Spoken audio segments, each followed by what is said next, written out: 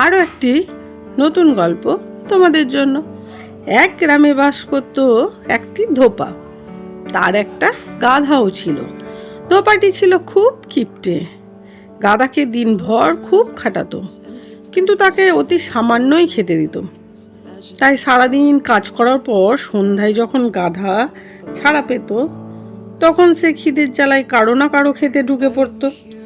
আর তখন প্রতিবেশীরা গাধাকে দিত পিটুনি।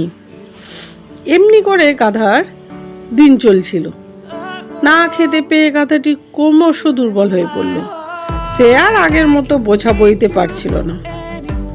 তখন ধোপাটিও চিন্তায় পড়ে গেল। একদিন সে জঙ্গলে কাঠকুটো আনতে গিয়ে দেখল একটা বাঘ মরে পড়ে আছে। তার মাথায় এক মতলব এলো। সে মরা বাঘের চামড়া ছাড়িয়ে নিয়ে এলো বাড়িতে। ধোপাটি ভাবল, এবারে সমস্যা মিটবে। সন্ধ্যায় বাঘের চামড়াটা সে গাধার গায়ে পরিয়ে দেবে।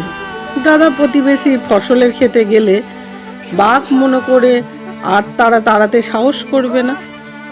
গাধাও পেট ভরে নির্ঝঞ্ঝাটে খেয়ে ফিরে আসবে। আমার কোনো খরচও হবে না, অথচ গাধারও এমনি পেটটা পড়বে। ভাবনা মতো ধোপাটি কাজ আরম্ভ করলো। সারাদিন গাধার পিঠে কাপড়ের বোঝা চাপিয়ে কাজ করায়, আর সন্ধ্যায় গাধাকে সেই বাঘের চামড়ায় ঢেকে দিয়ে ছেড়ে দেয়। এইভাবে বেশ চলছিল। প্রতিবেশীদেরও ফসল নষ্ট হলেও তারা ভয়ে তাকে তাড়াতে পারছে না। ভরপেট খেয়ে গাধাও বেশ নাদুস নুদুস হয়ে উঠেছে। চাষিরে ভাবলো, এ কেমন বাঘ, মাংস ছেড়ে মাঠে ফসল খাচ্ছে। তারা পরামর্শ করে সিদ্ধান্ত নিল এর রহস্য ভেদ করতেই হবে। সিদ্ধান্ত মতো সকলে লাঠি সোটা নিয়ে একজোট হয়ে মাঠে পাহারা দিতে লাগলো। সেদিন ছিল পূর্ণিমার রাত। গাধাটি মনের আনন্দে ফসল খেয়ে চলেছে। চাষিরাও পাহারায় ব্যস্ত।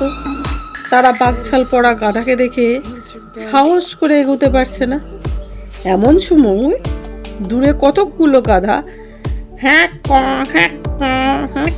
করে ডেকে উঠল। স্বজাতির ডাক শুনে গাধাও চুপ করে থাকতে পারলো না। সেও আনন্দে ডেকে উঠল। আর যায় কোথায়?